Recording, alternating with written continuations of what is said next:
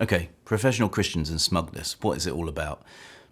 Looking on Google, Rowan Atkinson brought it up in 2011, wrote it in the Telegraph, and compared Christian clerics, or not compared, but spoke about Christian clerics being arrogant and smug.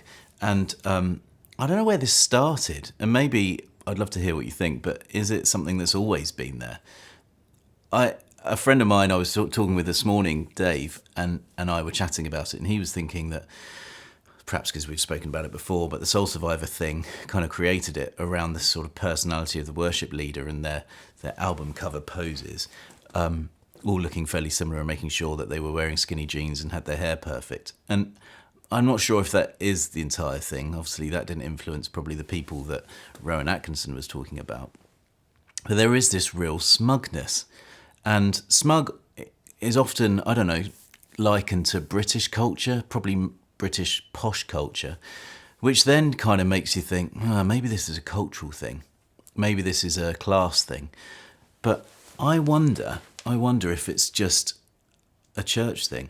It's the stuff that kind of is getting in the way of faith and authenticity. I mean, smug is probably the complete reverse to authentic. So what do I mean by smug? I mean by smug is, it's a precursor to arrogance. It's a quiet arrogance. It's the sort of looking above, looking as people below you, that you've got the ideas, they don't. You know the answers and they don't. Seeing yourself as superior. And that's then manifested in kind of like a bit of a smirk.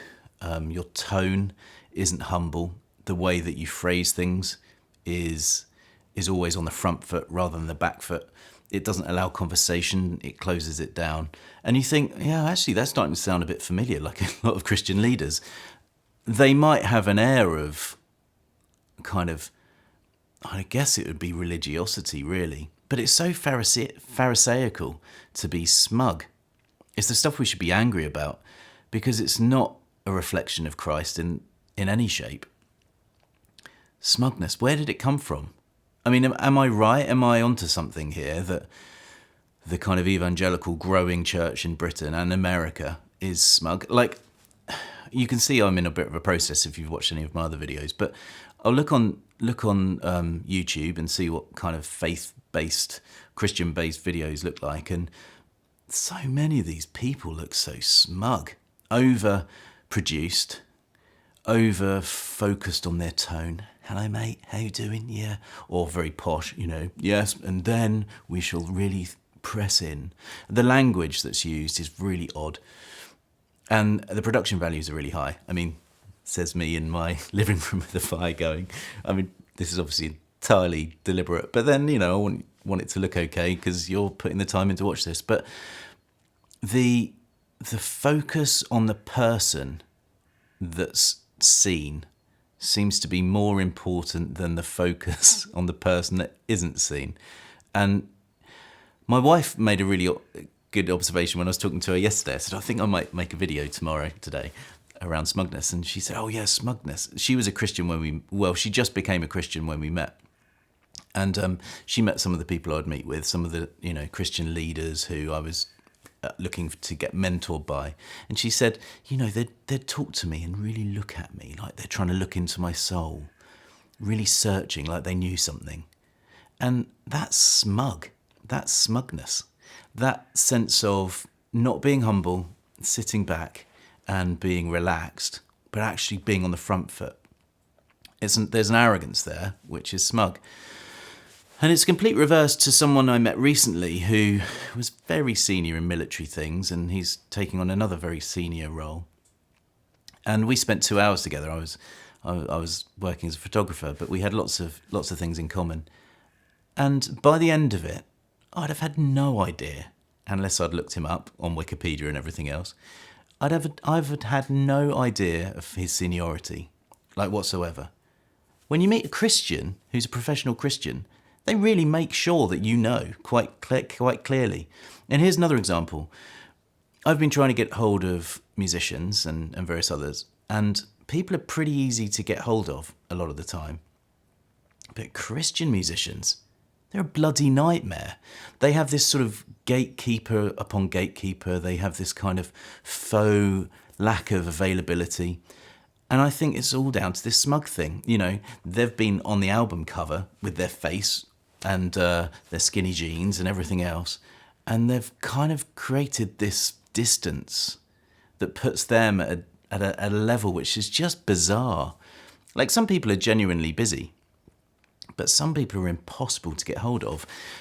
And it reaffirms this them and us culture. Now, for me, if faith is going to be authentic and practiced authentically, there should not be this divide. When I was chatting with Peter Owen Jones, you can see the video, he talks about the way that church should be done should be in the round. And I'm thinking about that loads. If you think about the kind of traditional church format at the moment, there's always a sort of a front, a pulpit, or a stage if you're kind of more modern, and then where the rest of the people or the congregation sit. And that is then how Christianity is then kind of understood in life as well as church life. It kind of exaggerates this smug thing. Oh yes, I know the information and you don't. I know, when people used to kind of try and get close to me when I was working in churches to know stuff, I'd be like, what the heck do I know that's that important anyway? I never saw it as being valuable information. But some of these guys keep it. It's what makes them feel puffed up and powerful. And then they're smug about it. Oh my goodness, can we just be vulnerable? Can we be open? Can we be honest with each other? And I think the best way, the best move to start going in the right direction is lose some of that smugness. So if you think I'm onto something, please sort of share stories that you can think of, or if you think I'm completely off, tell me too. But my attitude towards why, again, I'm not drawn to return to the sort of church that I was drawn to is because they're run by a bunch of very smug people. Anyway, thanks for watching this. Please like it, subscribe, share it with your friends. I'm going to start moving more and more into, again, understanding culture behind what all of this is. But I really want to understand the why behind why people have faith, and what are some of the things that connect us, irrespective of our different faiths. What draws us together? What brings us together? That's what's interesting to me. Not what divides, not what is dividing of us. And I guess when I was chatting with Olivia, deconstruction is really useful, but it becomes destructive and nihilistic. We've got to build stuff too. So even this video, talking about smugness, the reverse of that is authenticity. The reverse of that is humility, which seems a lot more biblical. Anyway, did I say biblical? Biblical. Thanks again.